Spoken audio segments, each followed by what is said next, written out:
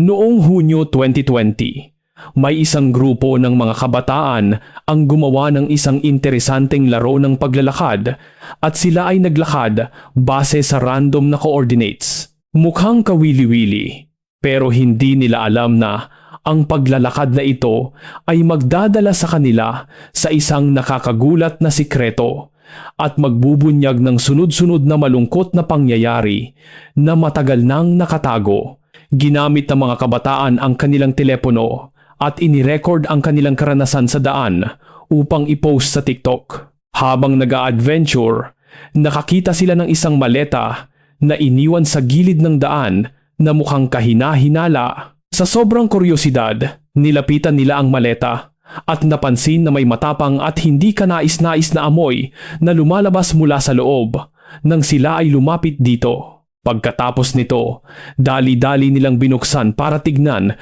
kung ano ang nasa loob at agad silang nagulat nang mapagtanto ang isang bagay na hindi maganda. Hindi nagtagal, ipinaalam ng grupo ng mga kabataan ang tungkol dito sa mga pulis at mabilis na dumating ang mga awtoridad sa lugar. Sinimulan nilang suriin kung ano ang nasa loob ng bag at hindi nagtagal ay nakumpirma na. Ang bagay na may masamang amoy sa loob ay isang katawan na nasa hindi na maayos na kalagayan. At mula sa hindi inaasahang adventure na ito ng mga kabataan, ito ang naging simula ng sunod-sunod na nakakagulat at malungkot na kaganapan. Sino kaya ang nasa loob ng maleta? At sino ang gumawa nito? Upang sagutin ang mga tanong na iyon, babalik tayo sa panahon sa Seattle, isang daungang lungsod na may malawak at kamangha-manghang lugar sa Amerika. At dito rin naninirahan ang ilang grupo ng mga katutubo na naroon na sa loob ng libu-libong taon at kinikilala rin ng pamahalaang federal. Noong 19 ng Hunyo 2020, sa dalampasigan na tinatawag na Alki, may isang grupo ng mga kabataan ang nakakita ng isang nakakagulat na tanawin at ang dahilan kung bakit sila nasangkot dito ay dahil sa larong sila mismo ang nakaisip. Ginamit nila ang isang application na tinatawag na Randonautica sa kanilang telepono upang lumikha ng random na coordinates para sa mga user upang galugarin ang lokal na lugar. Ang kapansin-pansin dito, ang mga coordinates ay nakaprogram upang mabuo ng random, nang walang anumang lohikal na pagkakasunod-sunod. Gayunpaman, ang app na ito ay kilala sa pagpaparamdam ng kaba sa mga manlalaro tungkol sa mga lugar at mga kwentong hindi kapani-paniwala ang pagkakataon. Sa kasamaang palad, sinuportahan nito ang hinalang iyon. Dinala ng Randonautica ang grupo ng mga kabataan sa coordinates na 47,059 sa hilaga ng Alki at 122,038 sa kanluran. Matapos sundin ang payo ng app at makarating sa coordinates, natagpuan nila ang maletang ito. Ang loob ay puno ng isang bagay na nakakagulat na nakabalot sa isang plastic bag. Agad na isinara ang lugar na ito. At tama ang hinala ng mga kabataan, nasa loob ang mga bahagi ng katawan ng tao. Mula rito makikita natin na ang gumawa nito ay may problema at gumawa ng matinding karahasan. Ang dapat banggitin, ang Alki Beach ay isang tanyag na lugar at napaka-busy. Kaya ang pagkakita ng ganitong bagay ay nagdulot ng labis na takot sa mga tao. Pero ang mas kakaiba, dinala sila ng application sa lugar na iyon sa eksaktong oras na iniwan ang maleta. Ang pangyayaring ito ay sadya nga bang nagkataon lang? Pagkatapos isara ang lugar ng insidente, nakiusap ang mga pulis sa mga hindi sangkot na umalis sa lugar. Sinimulan nilang tanungin ang mga kabataan at hiniling na ikwento ang buong pangyayari. Gayunpaman, matapos galugarin ang lugar na ito, nang humigit kumulang 2 oras, nakatagpo ang mga pulis ng iba pang mga bag hindi kalayuan. Karamihan ay nasa ilalim ng tubig at higit pa rito, hindi lang iisang katawan ang naroon. Sa kahabaan ng Alki Beach, sa kanlurang bahagi ng Seattle, nakatagpo pa ang mga pulis ng ibang plastic bag na naglalaman din ng mga bahagi ng katawan ng tao. Pagkatapos pagsama-samahin ang lahat ng bahagi, Sa wakas ay natukoy nila na mayroong dalawang katawan sa kabuuan. Gayunpaman, walang anumang lead ang mga lokal na awtoridad. 5 araw matapos ilipat ang dalawang katawan sa laboratorio, sa wakas ay nagkaroon ng impormasyon ang dalawang ito at ang nakakalungkot, ibabalik sila sa kanilang pamilya sa hindi kumpletong kondisyon. Ang pagkakakilanlan ng dalawa ay sina Austin Wenner, 27 taong gulang, at Jessica Lewis, 26 taong gulang. Ayon sa ulat ng autopsiya, sila ay sinaktan bago sila pinaputukan at pagkatapos ay inasikaso ng salarin ang kanilang mga katawan upang pagtakpan ang ginawa. Si Austin ay tinamaan ng pesing beses, samantalang si Jessica ay tinamaan ng 1 beses na naging dahilan ng kanyang pagpanaw. Sa huli, tinansya ng forensic experts na pumanaw ang mag-asawa noong ika-9 ng Hunyo 2020. Ibig sabihin ay 10 araw na silang wala bago natagpuan ang kanilang mga katawan. Sa tulong ng teknolohiya at pagsisikap sa investigasyon ng mga opisyal, sa wakas ay nakakuha sila ng datos mula sa telepono ng mga biktima at natuklasan na huminto sa paggana ang kanilang mga telepono bandang alas 7 ng gabi noong ika-9 ng Hunyo. Sina Jessica at Austin ay mag-asawa at nagsama sila ng higit sa 8 taon. Matapos malaman na ang kanilang mga mahal sa buhay ay sinaktan, labis na nagdalamhati ang kanilang mga pamilya at naging mahirap din ito para sa kanilang 4 na anak. Pero bakit walang nag-report tungkol sa pagkawala ng dalawa? Iyon ay nananatiling isang palaisipan. Inilarawan si Jessica bilang isang taong mapagmalasakit at mapagmahal sa lahat. At siya ay nagtatrabaho sa isang pasilidad para sa mga may kapansanan. Bukod dito, kilala rin siya bilang masigasig, maalalahanin at palakaibigan.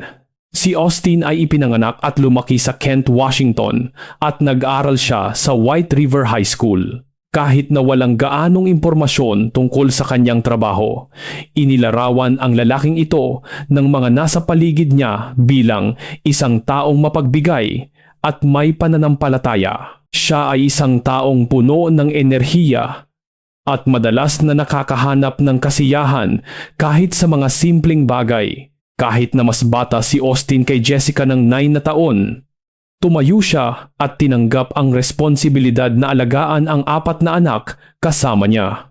Nagkakilala sila at agad na nahulog ang loob sa isa't isa. At mula noon ay nagkaroon ng matibay na pagmamahalan.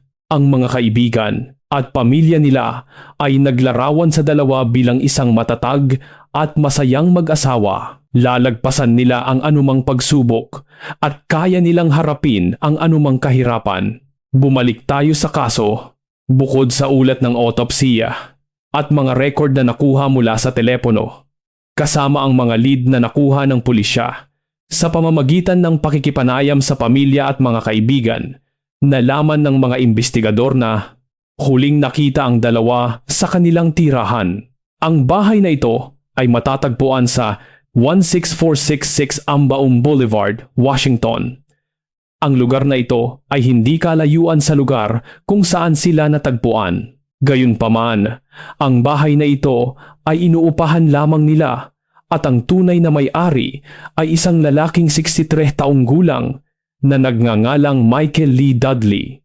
Sa tingin mo ba, ang lalaking ito ay may kinalaman sa kaso? Oo, tama ka. Sa una, inakala ng mga detective na wala talaga siyang kinalaman, pero nang suriin ang record ng telepono nina Austin at Jessica, nalaman nila na may tawag na ginawa noong 7:01 p.m., 7 minuto bago mawalan ng signal ang telepono ng dalawa. Sigurado, ang numero ng teleponong ito ay walang iba kundi kay Michael. Hindi lang ito ang nalaman nila sa panahon ng investigasyon dahil may tumawag sa 911 noong gabi ring iyon pagkatapos makarinig ng boses ng lalaki na sumisigaw na, "Parang awa mo na wag mong gawin yan. Pakawalan mo ako please." Sinabi ng mga kapitbahay sa lugar na nakarinig sila ng ilang putok ng baril mula sa loob ng tirahan ni Michael. Pero nang dumating ang mga pulis upang inspeksyonin ang bahay, tahimik ang lahat, patay ang mga ilaw, at mukhang tulog na ang lahat. Walang anumang masamang nangyayari. At matapos makita iyon, mabilis silang umalis nang walang ginagawang karagdagang aksyon. Gayunpaman, isa sa mga bagong nangungupahan ni Michael ay nagkwento na nakakita siya ng isang bagay. Parang may taong nakahiga sa ilalim ng tumpok ng mga damit at may nakalawit na kamay na may mantsa noong ipinapasyal siya ni Michael sa paligid ng bahay. At mas lalo itong nagpahinala kay Michael mula sa mga impormasyong natuklasan at mga ibinigay ng publiko. Sa huli ay nagpasya sila na magsagawa ng isa pang paghahalughog sa tirahan ni Michael Lee Dudley. Noong 19 ng Agosto 2020, sa wakas ay inaresto si Michael. Sa una, nagulat ang publiko dahil inakala nilang mukha siyang mabait at maamo base sa kanyang itsura. Mukhang ang kasabihang, "Huwag husgahan ang aklat ayon sa pabalat," ay isang malinaw na halimbawa sa kasong ito. Gayunpaman, mukha siyang mabuti at pinagkakatiwalaan ng marami, pero sa katotohanan, nagsimulang mag-imbestiga ang mga pulis ng maraming ebidensya na laban sa kanya. Totoo na walang makapagsasabi. Sa likod ng maamo at mabait na itsura ng lalaking ito ay isang sikreto na napakasama at nakakagulat. At ang lalaking ito ang siyang tunay na gumawa ng krimen. Si Michael ay may record na ng paglabag sa batas mula pa noong dekada 90.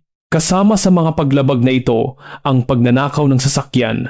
Kasunod ang pagkakasangkot sa ipinagbabawal na gamot. At mas malala pa, 2 taon lang bago ang pagpanaw nina Austin at Jessica, may inihain na restraining order laban sa lalaking ito. Ang utos na ito ay hindi galing sa iba, kundi sa sarili niyang anak na babae.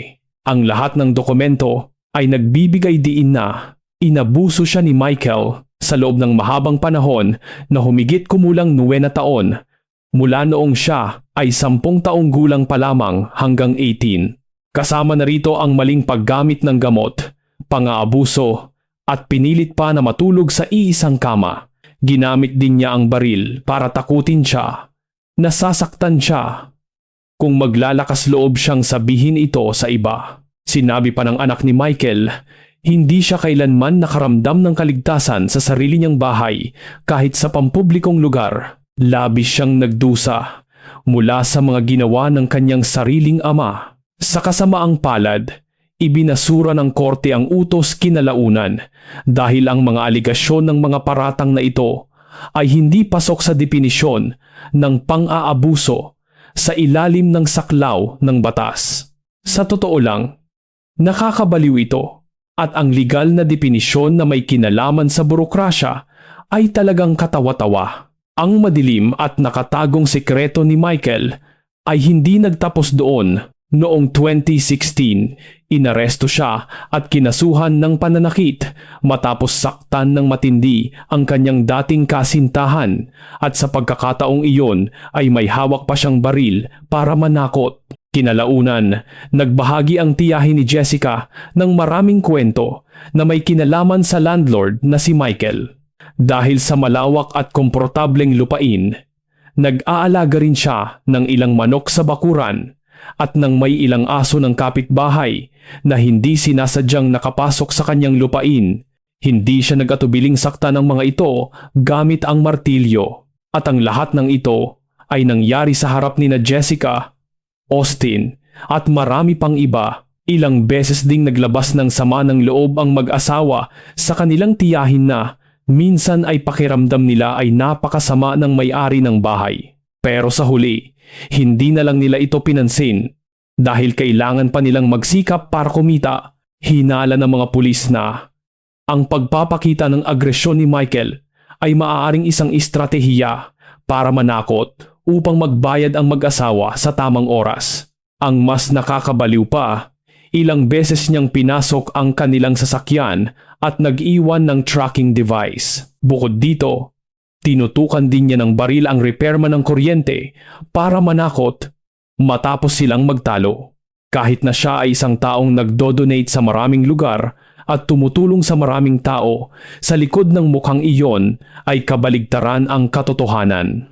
Hindi nagtagal matapos mawala sina Austin at Jessica, pinuntahan ng ama ni Austin si Michael at tinanong kung nasaan sila. Sinabi ni Michael noon na kalilipat lang nila sa ibang lugar. Gayunpaman, napagtanto niya na nagsisinungaling si Michael at inisip niya na baka may problema sa pera ang kanyang anak, kaya sila tumakas. Hanggang ngayon, labis pa rin ang kanyang pagsisisi na hindi siya pumunta sa mga lugar na iyon para mag-check at hindi nag-report sa pulis tungkol sa kanyang hinala. Pagkatapos arestuhin si Michael at simulan ng mga investigador na halughugin ang pinangyarihan, nakakita sila ng mga bakas ng bala at ang lahat ng pader dito ay bagong pintura.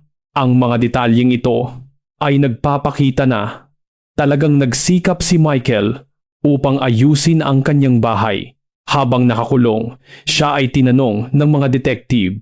Sinabi ni Michael na sina Jessica at Austin ay magkasama noong quarantine at ang kwartong inuupahan nila ay talagang kwartong kapipintura pa lang at nilinis kamakailan. Pero ganoon pa man, hindi pa rin niya inamin na gumawa siya ng kakaiba o nagdulot ng anumang masama. Nang tanungin tungkol sa mantsa na natagpuan sa kanyang kwarto, sinabi niyang hindi sinasadyang nasaktan ni Jessica ang sarili. Gayunpaman, dahil sa ebidensyang hawak ng mga pulis na natili siya sa kustudiya, ang legal na proseso ng kasong ito ay nanatili sa kontrol ng pulisya hanggang sa magkaroon ng paglilitis. Ang paglilitis ay naantala ng 3 beses na walang nakakaalam ng dahilan. Noong Oktubre 2022, sa wakas ay natuloy ang paglilitis kasama ang ebidensya na nagpapakita na sinubukan ni Michael na ibenta ang kanyang bahay ilang araw lamang matapos ang insidente nang walang anumang dahilan. Tungkol sa malungkot na pangyayaring naganap, 4 na saksi na nakarinig ng putok ng baril at sigawan ang pumunta sa korte para ituro ang salarin na si Michael at kasama na rito ang babae na pumunta sa bahay at nakita si Michael noong gabi na pumanaw sina Jessica at Austin. Sa korte, sinubukan ni Michael na mga tuwiran at itinanggi ang ginawa na naging dahilan ng pagkawala ng buhay ng iba. Sinabi niya na habang galit, nagpaputok siya ng baril sa mga gamit sa bahay, pero hindi niya pinutukan ang 2 tao. Gayunpaman, dahil sa mga ebidensyang mayroon, ang palusot na ito ay hindi kapanipaniwala. Noong Disyembre 8, 2022, pagkatapos ng paglilitis na tumagal ng 2 buwan, si Michael Lee Dudley ay hinatulan na nagkasala sa kasong pagsadya sa pagkawala ng buhay ng 2 tao. Bukod dito, napagpasyahan din ng hurado na may hawak siyang baril habang ginagawa ang krimen sa mag-asawa. Dahil dito, nadagdagan ang kanyang parusa ng 10 taon. Sa huli, inamin din niya ang kanyang motibo dahil kulang ang pera ni na Jessica at Austin pambayad ng upa sa susunod na buwan na humantong sa hindi pagkakaunawaan na naging malungkot para sa dalawa. Noon ay galit na galit si Michael at sinaktan ang mag-asawa at gumawa pa ng mas matinding bagay ang pagtatago sa katawan ng dalawa. Gayunpaman, laging patas ang resulta ng karma at mahirap takasan ang hustisya. Ang hindi inaasahang paglalaro ng mga bata ay nakatulong sa mga pulis para mahuli siya. Sa huli, kailangan niyang pagbayaran ang kanyang mga ginawa at iyan ang kwento natin ngayong araw. Ano ang masasabi mo sa kasong ito? Mag-comment lang sa ibaba. Salamat sa panonood ng video. Paalam at hanggang sa muli.